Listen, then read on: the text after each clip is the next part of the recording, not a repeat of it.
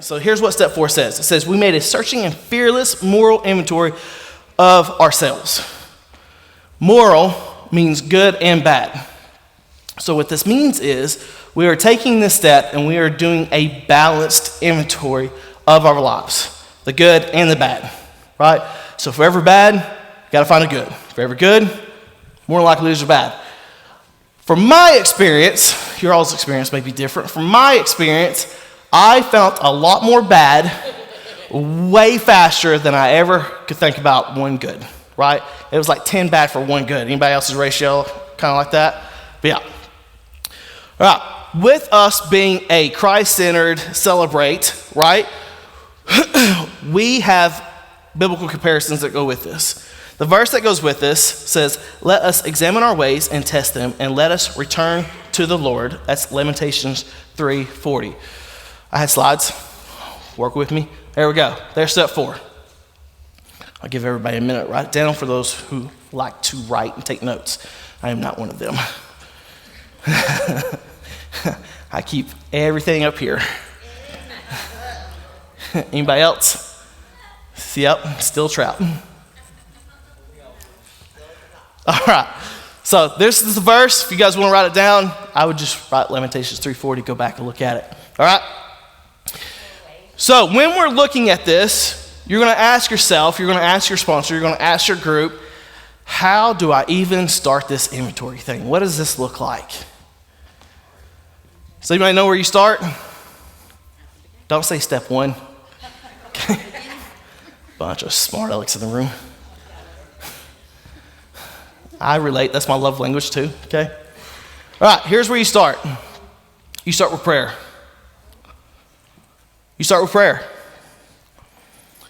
Philippians 4:6 says, do not be anxious about anything, but in every situation, by prayer and petition, with thanksgiving, present your requests to God. Camera's going to be like, what in the world? What this means is, really, in everything that you do, we're going to pray, right? And not just like the foxhole prayer, like, God, if you get me out of this, we're going to be good to go. It's not that. Because here's the thing. When you look at your life, when you're taking an inventory, when you're looking at the good, when you're looking at the bad, right, it's going to be difficult. Let's admit it. Not all of us, a lot of us, and when I say a lot of us, I'm including myself in that, we were liars, we were cheats, con artists, like we are as bad as you could potentially get, right, in society standards.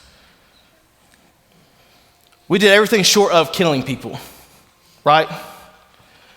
But can I tell you, God sees that and lying as the same thing. In God's eyes, sin is sin. It doesn't matter what you've done. It is the same to him. Society, our world, and the people in it put like limitations on what all this is, but God sees it the same. And so this is why we go to him in prayer. This is why we go to him asking, hey, while we're going through this, I need your help. Because I'm going to come across things that I don't necessarily want to deal with again, right? Those early on in recovery, don't think I forgot. Like I know, okay? I know how hard it is to be in a group and share with people. I didn't share, I think, for the first month. I just sat back and listened to people. 1, I didn't know if I could trust them, right? 2, I didn't know if I wanted to trust them. And 3, I was still wondering, do I really want to go down this God path, this Christian path again? Because I had been hurt before. And I'm like, is this worth it? So I just sat back, I listened to the speakers, I listened to the people out there, I listened to people in group. And can I tell you, obviously, things have worked out. I'm on stage 9 years later, being able to talk to you guys. But I just wanted to listen to what God's done in other people's life.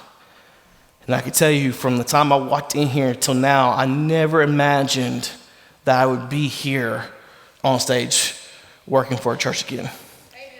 I never thought that I would step foot inside of a church again. I knew I wanted help, right? I just did not expect it the way it came. I full-fledged gave my all back to God. Because I firmly believe that I was saved when I was 13, and nothing on earth can take that away. Nothing. God, I just walked away from my faith. Because I saw people not living Christ-centered lives. I saw people who were not loving, who were judgmental and said, hey, I love Jesus. That hurts, man. It's not just being a Christian on a Sunday like the song that we've been singing the past couple of weeks, but it's a Christian Monday and Tuesday and Wednesday and Thursday and Friday and Saturday. Does that mean you're going to be perfect every day, every week? Nope. Trust me, I got 5 kids. I can go from 0 to 60 in a heartbeat. Okay? Just because I work at a church doesn't mean everything's hunky-dory. Okay? I still work with people.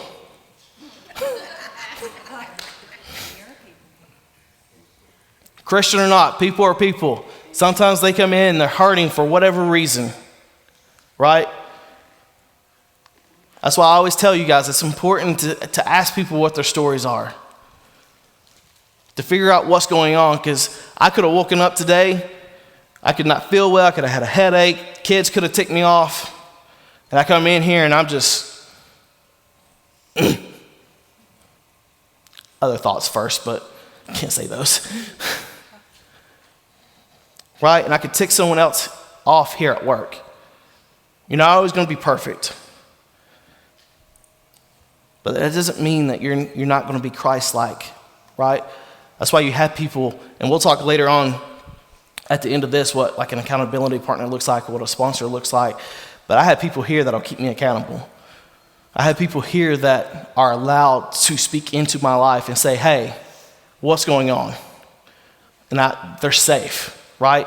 You got to find your people. And that's everywhere. You got to find people at work that are safe to talk to. You got to find people at church that's safe to talk to. You got to find people here that are safe to talk to. And you'll know, your spirit will tell you, hey, this person. I don't know how many times people come up to me all the time. They're like, you just feel safe. And I'm like, that is not me. Okay? That is Jesus, 100%.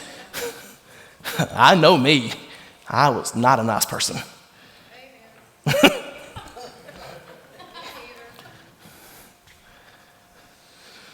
So next is where do I want to go? Where do I want to think about this inventory? You got to find a place that you feel comfortable going to. So for me, I had 2 places, depending on what day of the week it was, whether I was off or not off. 9 times out of 10, because I know everybody works anywhere from 4 to 6, if not 7 days. That's a whole nother thing. But listen, if you're working 7 days, that's wrong. Okay? I'll speak about that later, but if you're working 7 days, that's wrong.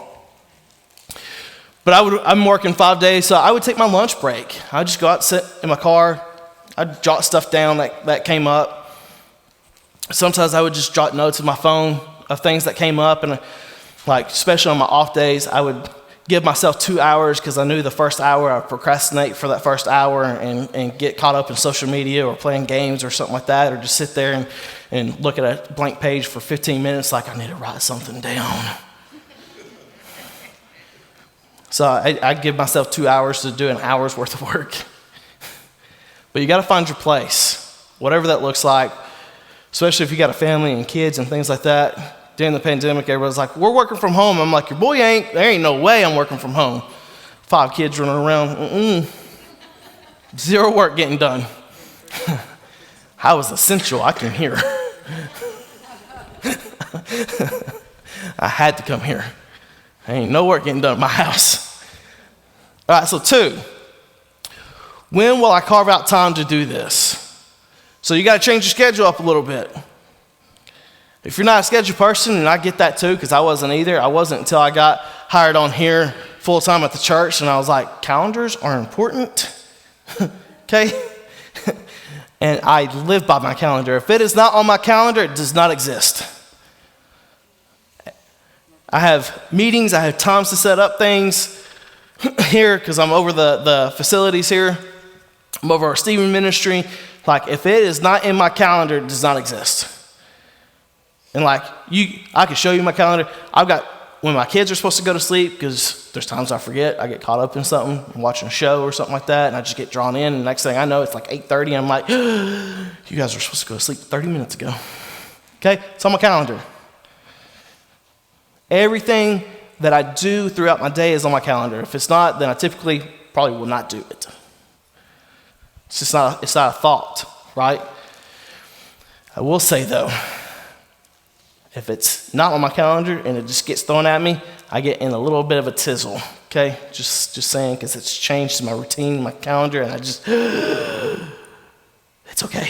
I just breathe. Just breathe. But you gotta carve that time out. And it goes back to, if you decide to stay up late, okay? I know some weird people out there, 12, 1, 2, 4, 5, 6 o'clock in the morning, y'all want to stay up. I don't get it, you know. But if that's you, man, that's probably the best time to do it for you, is when you're staying up. You're like, I just can't sleep. Guess what? Everyone else can, okay? So do it during that time.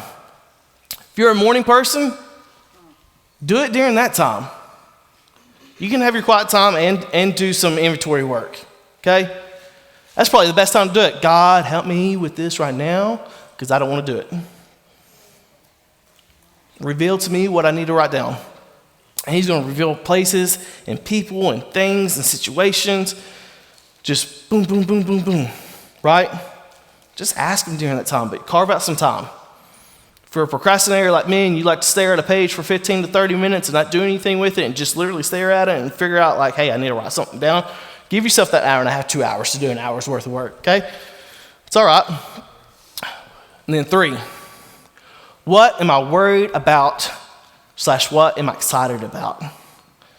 So for me, although I'm not a perfectionist by no means, and if you know me, you know that's true, I'm not a perfectionist, but at the same time, I like when things are essentially in a perfect kind of state of mind, right? What I mean by that is I wanted to be the best at this. Like I thrived on being the best at everything. I have since worked through that. Me and God's talked. We're okay. But I wanted to be the best. And I'm like, I'm going to be the best person to ever do the step 4. I'm going to have everything down. This is going to be a one and done thing. Like I had everything down like on like 1 or 2 pages. And I'm like, I did it. I nailed it. This is fantastic. I get to my sponsor. He goes, that's a good start. I'm like, yeah, you're right. It's a great start. Dude, I was finished with this. Up here and down, right, I was done. Great start. What I was excited about doing this was I got to unload so much baggage. I got to drop so much weight off me. Things that I had done, things that people had done to me, walking through things. And guys, like I'm telling you, this was one of the best things I had ever done for myself, was going through the 12 steps. Now, a lot of you may have this assumption that 12 steps is for drugs and alcohol only. I'm going to tell you that's wrong, okay? I can tell you that if you really focus on what the 12 steps are, you can incorporate it into anyone's walk of life. Anyone can do this, okay? Because when I did my last 12 steps with the sponsor that I had, he's like, let's do a focus one. I said, what does that look like? He goes, you focus on one particular thing. I said, okay, what does that look like? He said, we're going to do relationships with you. And I'm like, what? He goes, let's focus on relationships. Let's figure out why you suck at them. I was like, oh. He was old school. Like he's got like 35 years of sobriety now. Like just old school sponsor. That's what I needed in my life. I don't need someone to tiptoe around with me and walk on eggshells. I needed someone to be brutally and bluntly honest and just straight up with me. And he was. He was straight out of AA, loved AA, still hardcore into AA. Like, that was just his bread and butter. He loved it. Yes, I did not have a Christian sponsor, and that's okay. Because here's the thing, I knew where I stood, and I knew where he stood. And I didn't let him affect my walk, my relationship with Jesus, because I knew who the higher power was. And I would tell him, when he said higher power, I'm like, you mean Jesus? He goes, sure. Like, he knew where I stood, but I knew it was just mutual respect, okay? Mutual respect. So I was excited about just unloading all this baggage. I hope you guys can get there, or if you are going through right now, don't let step 4 scare you. Because I know it seems scary. You're like, I'm taking a what of my step? I did what? It's okay. Like, it's all in the book. It's laid out for you. All you got to do is just put pen to paper and ask God for help. Okay? You'd be amazed what happens. So what does the inventory look like? What's the inventory look like? Again, it's going to be in the Guide 2 book from Celebrate Recovery, if you guys have gone through it. But here's what it looks like. The first one, in this box of inventory that you're going to look at the person. So who's making you feel fear or resentment or anger, really anything other than love, peace, patience, joy, happiness, all the fruits of the Spirit. Anything opposite of that, what do they do, right, to make you feel this way? What do they do to make you feel this way?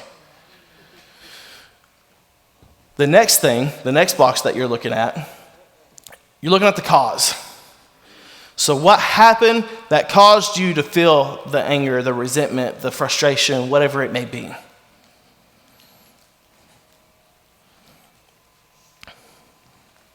Three, you're looking at the effect. What were the results? How did it impact me? What were some lasting repercussions that were due to the person, the cause, right? Next, you're going to be looking at the damage. How did this injure me? How did this impact me? How does this make up who I am today? Right? And I would encourage you, don't let this damage, don't let the person, don't let the cause or the effect define on who God's called you to be. You are a son and daughter of the one true King. Okay? Last, and know when you see this, if you are a victim of abuse or something like that, clearly it was not necessarily your part in this, okay? But I don't want us to have this victim mentality where we actually did something, okay? So hear me out. If you were abused or something like that, this does not fall on you. If you are not, this does. What was your part? Okay? What caused these events? Because we can't blame other people, right? I can't blame my friend because we went camping and we decided to do drugs that night that caused me to go down a path that I didn't want to go, right? I can't blame him. Because ultimately, I had a what? I had a choice. I had a choice. I chose stupid group. I now have an amazing good group, but then I chose stupid group, okay? I had a choice. And so that's what you guys have too. We all have a choice. This is one thing I love about our God. And people are like, why did he create me this way? Because he gave you a choice. Why does this happen? Because he gave you a choice. Why is there sin? Because he gave Adam and Eve a choice. He didn't want us to be robots. He didn't want us to be like just blah. Because how boring is that? He wanted us to just be people. He wanted us to choose him. Isn't it great when someone wants to choose you? You're on a kickball team and everybody's like, I want him. I want her. I want him. You get chosen. Can I tell you, it is amazing that God chose us. You're like, I chose him. Yes, but he chose you too. He chose his son to go die for us so we can have eternal life with him. Because I don't know about you guys, in the Old Testament, that's a lot of work, okay? To sacrifice and all that good stuff to be close to God. Don't sacrifice this in this way, but sacrifice this and sacrifice 2 of these, but not if they've got this. If there's a blemish, if there's a circle in the right-hand corner of the eye and there's a twinkle, don't do it. Right, I'm exhausted just talking about it, let alone doing it. I am so thankful I can be like, Jesus, I messed up. Jesus, I need you in my life right now. Jesus, I screwed up. I suck. Come into my life. And then you got it. You're a son. Thank you, Jesus. It's not just a one and done thing, guys. Your salvation is, right? But you wake up every morning, thank you, Jesus. Every night, thank you, Jesus. I thank Jesus every day for my recovery. Because I'm telling you, without him, I'm back out there. There's no way I'm staying sober in this world, especially nowadays. Just not happening. Okay? How do I get help with all this? You gotta get an accountability partner. What does that look like? Accountability partners are someone who's going to keep you accountable. Hence the name, accountability partner. Okay? These are people that are walking the same path, the same time that you are. These are people that are going to be friends with you, that are going to call you when you miss a meeting and say, hey, just checking in, making sure everything's okay.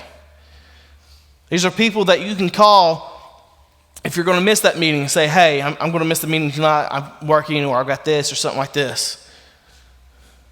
Right? These are people that are going to love on you. These are people that are going to encourage you. These are essentially your teammates, your cheerleaders. These are people that are going to love on you. The next is a sponsor. What a sponsor is going to do, he's going to be there for you through the thick and the thin. Okay? Do not call your sponsor after you have drank or done drugs. You're too late. Call them beforehand. That's what they're there for.